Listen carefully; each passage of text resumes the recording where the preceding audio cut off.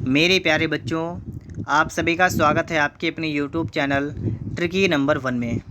इस वीडियो में हम लोग हिंदी वर्णमाला को पढ़ने वाले हैं और यहाँ पर हम लोग प्रीवियस ईयर के प्रश्नों को लगातार पढ़ रहे हैं।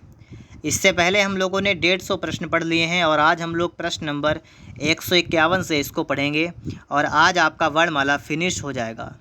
तो वीडियो में आप लोग लास्ट तक बने रहिएगा और अगर आप लोग चैनल पर नए हैं तो आप लोग चैनल को सब्सक्राइब भी कर लीजिएगा। चलिए शुरुआत करते हैं, ठीक है। सभी प्रश्न आपके एग्ज़ाम के लिए इम्पॉर्टेंट हैं, चाहे आप किसी भी एग्ज़ाम की तैयारी कर रहे हों। इसको देखेंगे कौन सा है कि कौन सा संयुक्त व्यंजन नहीं है। संयुक्त व्यंजन की बात करेंगे तो आपके 4 अक्षर होते हैं। कौन कौन से होते हैं? एक होता है छा, एक होता है त्रा, एक होता है ज्ञा, एक होता है स्रा। ये सभी होते हैं संयुक्त व्यंजन। इनमें से कौन सा आपका नहीं है? तो आपका झा नहीं है। सभी प्रश्न आपके जो आपके प्रीवियस ईयर के पेपर हैं, ठीक है, उनमें आए हुए हैं। इन सब के बारे में आपको इनका जो आपका संधि विच्छेद है ना, इसको भी आपको देखते चलना है कि आपका जो आपका छा है वो किस अक्षर से मिलके बना है।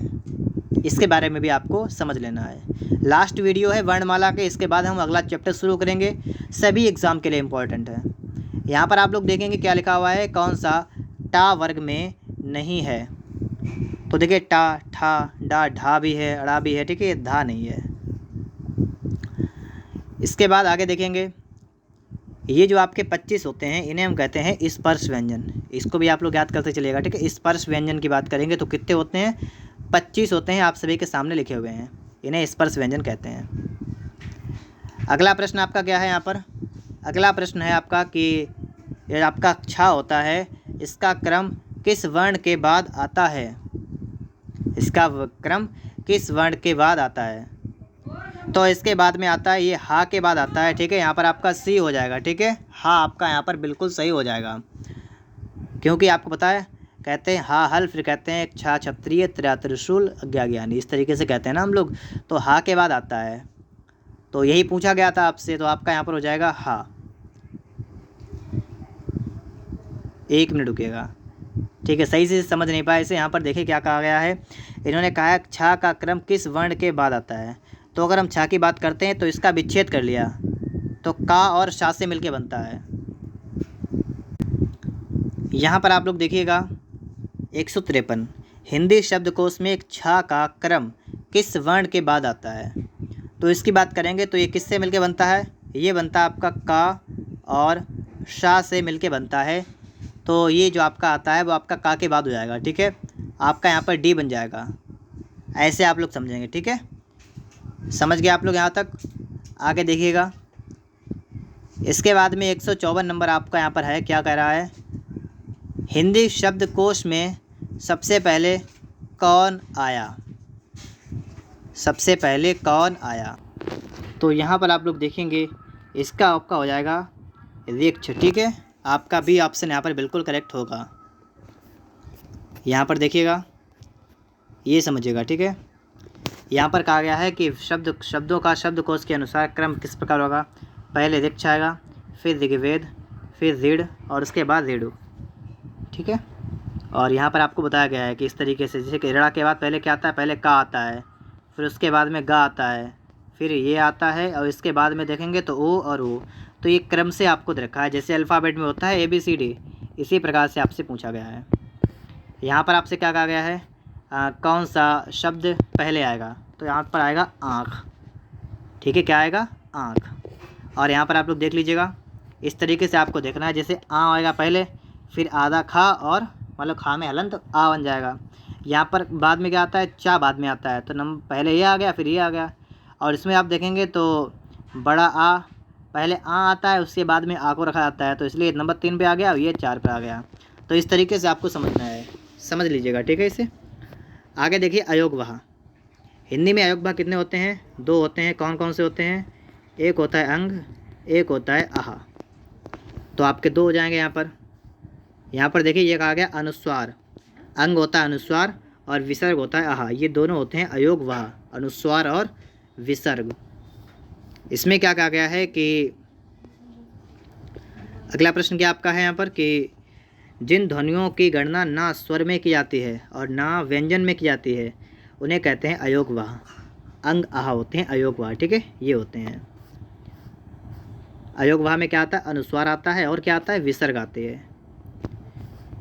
अगला ये क्या है कि ऐसी कौन सी दो मात्राएं हैं जिनका प्रयोग तो क्या आता है किंतु उनका समावेश स्वर में नहीं किया आता है। तो वही बात की गई है, ठीक है, कि स्वर आपके 11 माने जाते हैं, अंग आ को हटा देते हैं, ठीक है, तो आपका बी हो जाएगा यहाँ पर। वही बात की गई कि अनुस्वार होता है अंग और आह को कहते हैं विसर्ग। अब इन दोनों को नहीं काउंट करते हैं बस। अगला क्या है, अगला प्रश्न आपका ये है कि अनुस्वार के संबंध में कौन सा कथन उपयुक्त नहीं है। तो अनुस्वार जो होता है वो अंक की बिंदी इस तरीके से लिखा जाता है, इसका उच्चारण आगे आने वाले व्यंजन से प्रभावित होता है।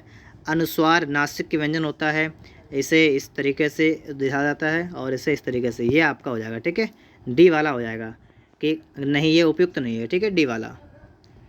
यहाँ पर आप देखेंगे अनुस्वार किसका कार्य करता है, अनुस्वार किसका कार्य करता है, ये प्रश्न आपका है ना। तो देखिए विसर्ग का तो कार्य करता नहीं है, विसर्ग अलग होती हैं। तो यहाँ पर आपका हो जाएगा पंचम वर्ण का। किसका होता है, पंचम, क्योंकि चंद्र बिंदु आपका होता है वो इस तरीके से होता है और ये अनुस्वार से अलग होता है। तो अनुस्वार आपका पंचम वर्ण का काम करता है। आप लोग यहाँ पर देखिएगा, इसका अगर विच्छेद करते हैं तो आपका माँ आता है और माँ आपका पंचम अक्षर आता है, इस तरीके से होता है यहाँ पर। अगले में क्या है कि अंग क्या है, तो अंग अनुस्वार है। आगे देखिएगा हिंदी में लिखा है व्यंजन, मूल व्यंजन, तो मूल व्यंजन 33 होते हैं और वैसे व्यंजन की बात करेंगे तो होते आपके हैं 41 होते हैं व्यंजन। व्यंजन में मतलब आ जाएंगे, व्यंजन नहीं होते हैं, मतलब 33 व्यंजन हो गए और उसके बाद में 4 होते हैं संयुक्त व्यंजन, ये लिखा है 4 संयुक्त व्यंजन हो गए। और इसके अलावा में ठीक है 2-2 होते हैं, ठीक है, इस तरीके से आपके टोटल बनते जाते हैं 41। लेकिन यहाँ पर 33 व्यंजन होते हैं मूल रूप से अगर बात करेंगे। इसके बाद ध्वनि की बात कर लेते हैं। यहाँ पर क्या कहा गया है कि जब एक ही ध्वनि का द्वित्व हो जाए तब उसे क्या कहते हैं, जब एक ही ध्वनि का द्वित्व हो जाए तो उसे क्या कहते हैं, युग्मक कहेंगे, क्योंकि एक ही ध्वनि का द्वित्व हो जाएगा तो इसे क्या कहेंगे, युग्मक। जैसे आप लोग यहाँ पर समझिएगा, यहाँ कहा गया है कि एक ही ध्वनि का द्वित्व हो जाए तो उसे कहते हैं युग्मक ध्वनियाँ कहते हैं। युग्मक ध्वनियाँ प्रायः शब्द के मध्य में आती हैं, या दो से अधिक व्यंजन ध्वनियाँ जब परस्पर संयुक्त होकर एक स्वर के सहारे बोली जाएं तो उन्हें संयुक्त ध्वनियाँ कहते हैं, जैसे प्राण, घ्राण, क्लांत, ठीक इस तरीके से। तो द्वित्व हो जाए तो क्या कहेंगे, युग्मक कहेंगे, ठीक है। इसके बाद में यहाँ पर आप लोग देखेंगे 163 नंबर में क्या कहा गया है, उच्चारण की दृष्टि से संबल ध्वनि का कौन सा वर्गीकरण है।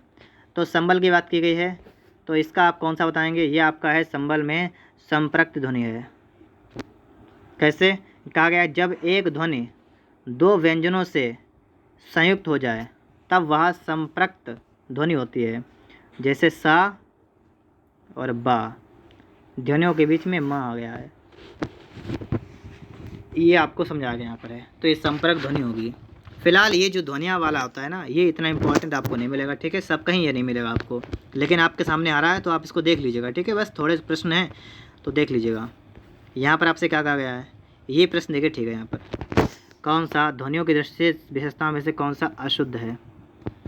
देखिए जैसे ता है, चा, तो चा तालव्य भी होता है, सही है, महाप्राण नहीं होता है।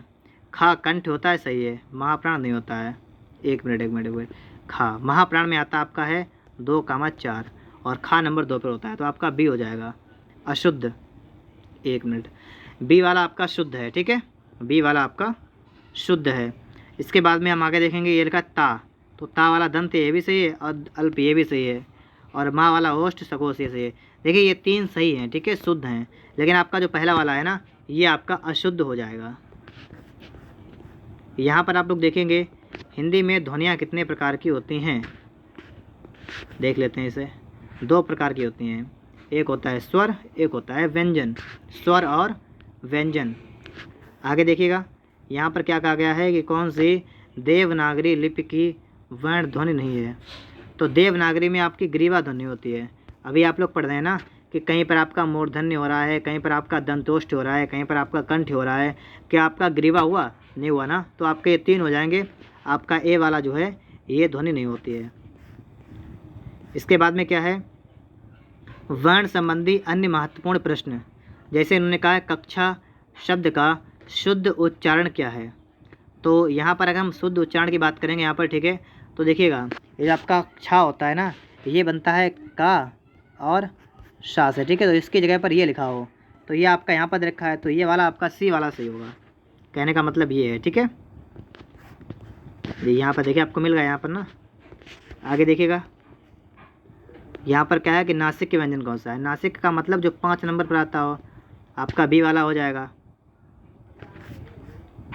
नासिक में ये सभी आते हैं, ठीक, लास्ट वाले, लास्ट मतलब 5 नंबर वाले सभी आते हैं। आगे देखेंगे रा की बात की गई है और कहा क्या गया है कि रा व्यंजन किसमें नहीं है, तो इसमें नहीं है, ये वाले में। इसमें आपका क्या है, इसमें आपका री से ऋषि ये वाला आपका है, ठीक है। तो आपका डी वाला हो जाएगा। इसके बाद आगे देखेंगे हम लोग क्या है, जिस शब्द के अंत में आ आता है उसे क्या कहते हैं, उसे कहते हैं अकारांत। याद कर लीजिएगा आप लोग, आ आता है तो आ से अकारांत हो गया, ठीक है। आ आता है तो अकारांत हो गया। और अनुस्वार एक व्यंजन ध्वनि है जो तत्सम शब्दों में प्रयुक्त होती है। मतलब अनुस्वार का मतलब अंक की बिंदी जो आती है, ये यहाँ पर ये बताना चाह रहे हैं कि जो आपकी अंक की बिंदी आती है वो किस में आती है, वो तत्सम में आती है। आगे का रखा है कि अंग और आह अयोग वह हैं, पता है आप सभी को। यारा लावा कैसी है, अंतस्थ व्यंजन है। आगे आपसे कहा गया है कि वाह का उच्चारण स्थान, तो वाह क्या होता है, दंतोष्ठ होता है। वाह क्या होता है, दंतोष्ठ। यहाँ पर आपको बताया गया है कि ता वर्ग आपका दंत में आता है, पा ओष्ठ में आता है, और ओ आता है कंठोष्ठ है, और ए क्या आता है, कंठ तालव्य।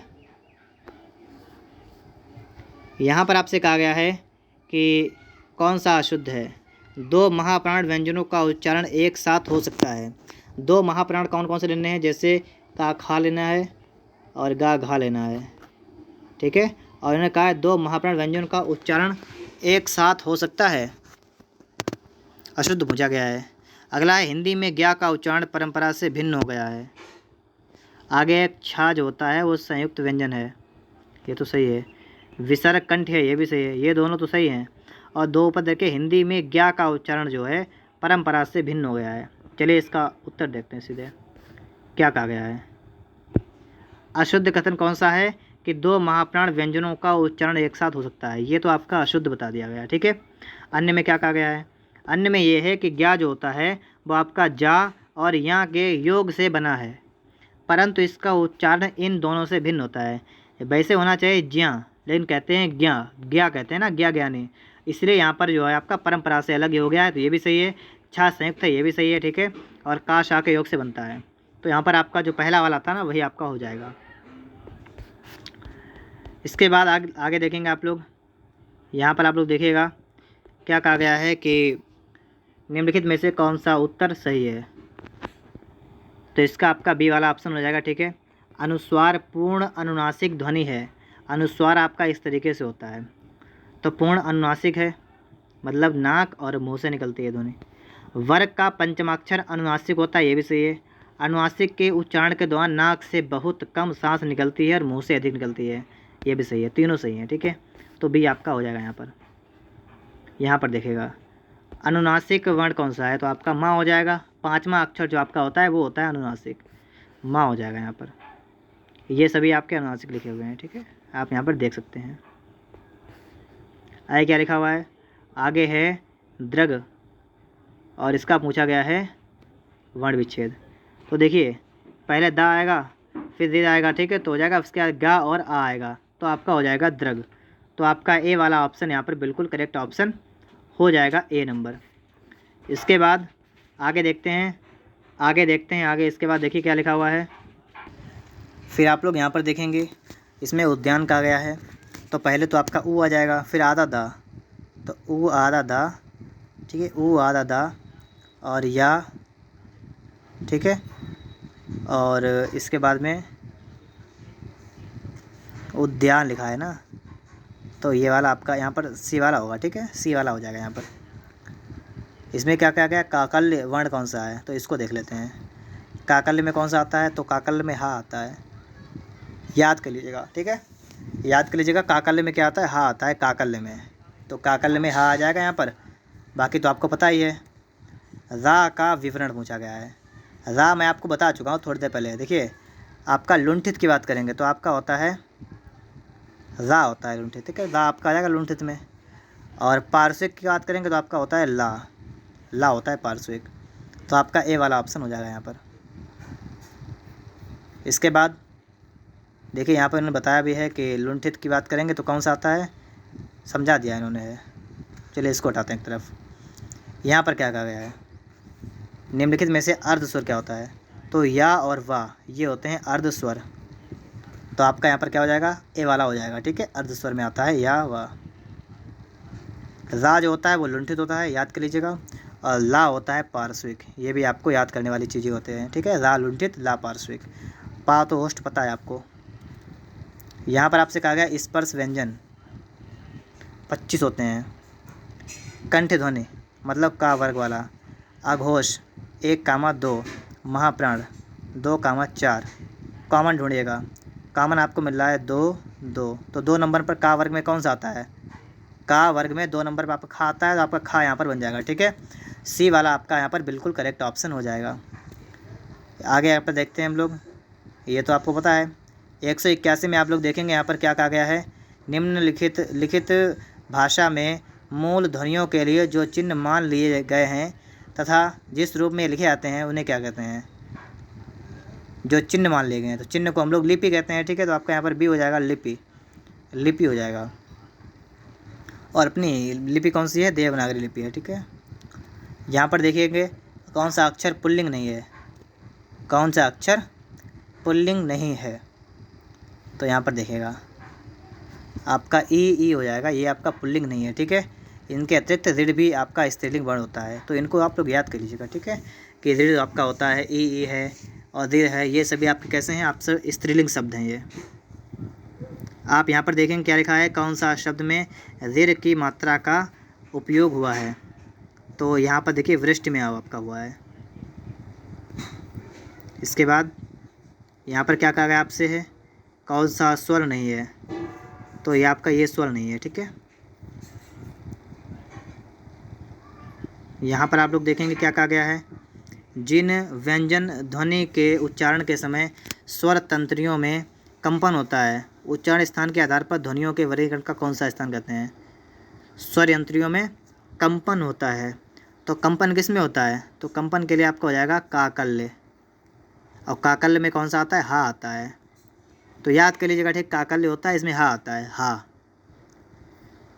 यहाँ पर आप देखेंगे प्रत्येक शब्द की वर्तनी के सभी वर्णों को उसी क्रम में अलग अलग दिखाना क्या कहलाता है, वर्तनी के सभी वर्णों को उसी क्रम में अलग अलग दिखाना, तो ये क्या कहलाता है, ये आपका हो जाएगा वर्ण विच्छेद।